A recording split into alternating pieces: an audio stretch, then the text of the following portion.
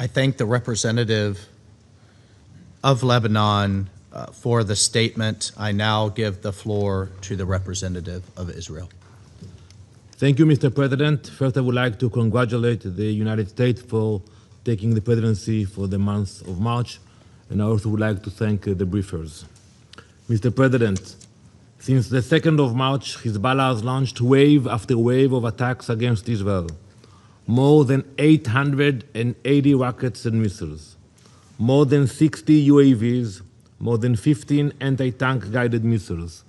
Hezbollah itself has been clear about why, and I quote, to avenge the death of Ayatollah Khamenei, not to defend Lebanon, not to protect Lebanese citizens, but to serve the agenda of the Iranian regime. Just days ago, they vowed to fight to the last breath. As we sit here today, Israeli families are running to bomb shelters as Hezbollah launches new attacks toward our communities. That is the reality we face. That is why Israel is now operating in Lebanon to stop this threat. Mr. President, to understand where we are today, we must look at what has happened since October 7th. For years, Hezbollah grew into one of the most powerful non-state armed organizations in the world. It began way back in the 80s, when Lebanon was in the middle of a civil war.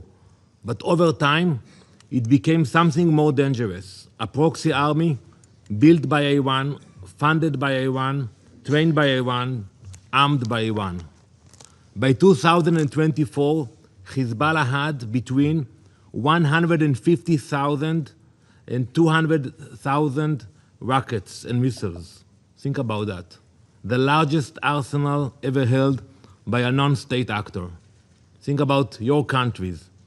Most of your countries do not have the capacity of 200 missiles and rockets. A war machine built over decades with one purpose: Israel's destruction. After Hamas's October 7th attacks, Hezbollah opened a second front from Lebanon.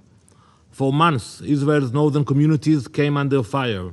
Rockets, drones, missiles launched across the border. We responded. Israel responded with targeted operations against Hezbollah's command networks and military infrastructure. I want to remind you that during that operation, senior leadership was eliminated, including their leader, Hezbollah leader Hassan Nasrallah, a terrorist with blood on his hands. Command structures were disrupted. Around 3,000 fighters from the Radwan force were taken off the battlefield. They lost roughly 80% of its rocket capability. The army Iran spent decades building, we broke it. But Hezbollah was not fully eliminated. We have to admit it. Instead of stepping back after the ceasefire, it rearmed, restocked, it rebuilt, and it did so with the help of the Iranian regime. During the first year after the ceasefire, Iran funneled more than $1 billion to Hezbollah. It continues to receive over $50 million every month to rebuild its military machine. Tehran funds it, Tehran arms it, Tehran directs it. Hezbollah pulled the trigger, but the Ayatollahs in Tehran pulled the strings. All of this in direct violation of Security Council Resolution 1701. Mr. President, that resolution required the area between the Blue Line and the Litani River to be free of Hezbollah weapons and terrorists. You all voted on this resolution.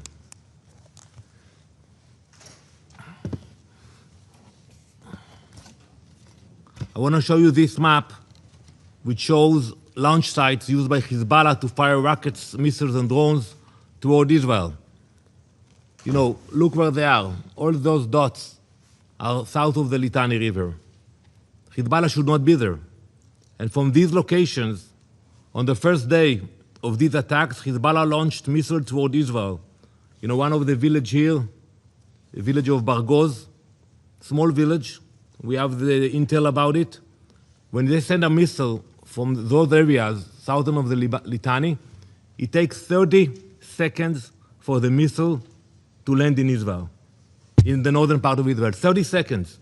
Imagine for a minute that you are driving with your family in your car and you hear the sirens and you have 30 seconds.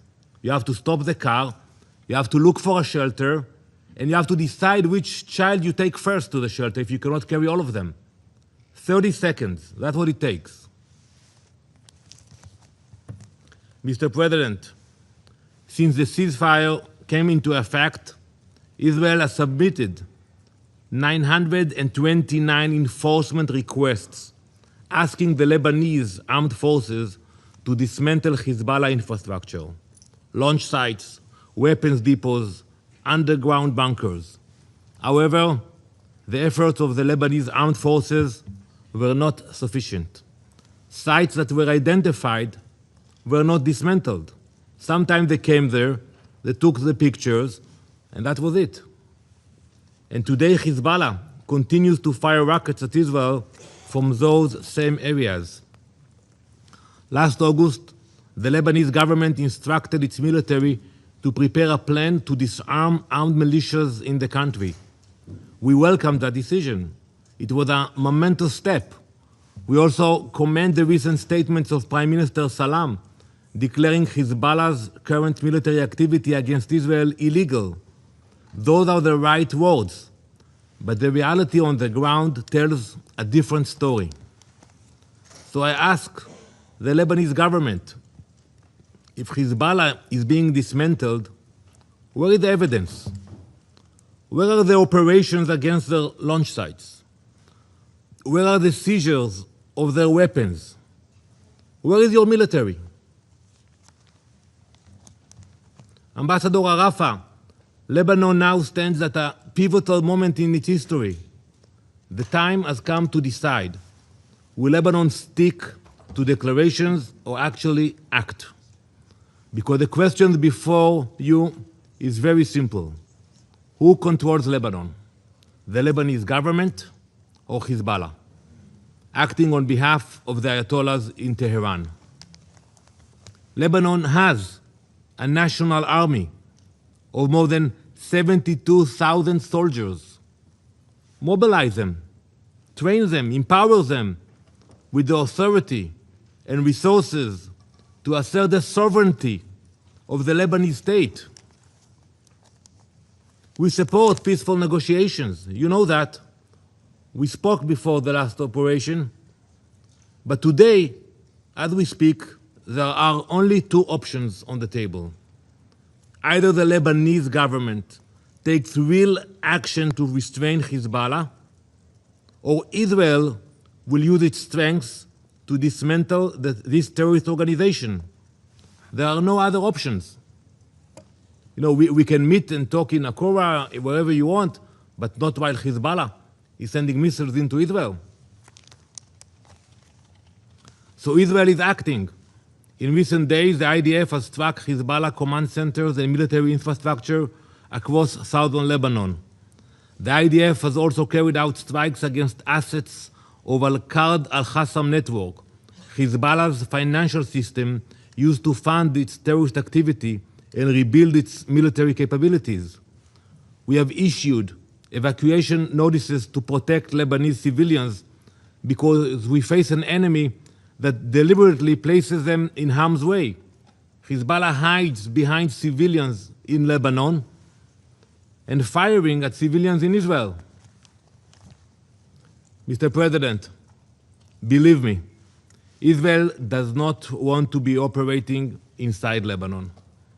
But Israel will not accept rockets fired at our people.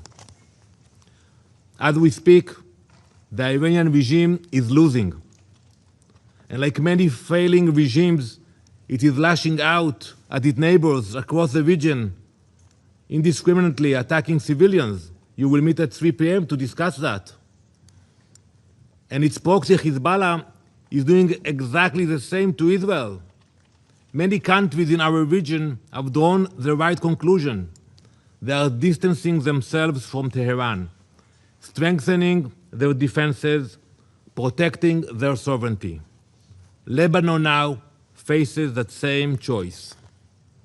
Israel will continue confronting the terror network built by Tehran, and we will do whatever is necessary to ensure that rackets and terror can no longer threaten our people. Thank you, Mr. President. I thank the representative for Israel for the statement. I now give the floor to the representative of the Syrian Arab Republic.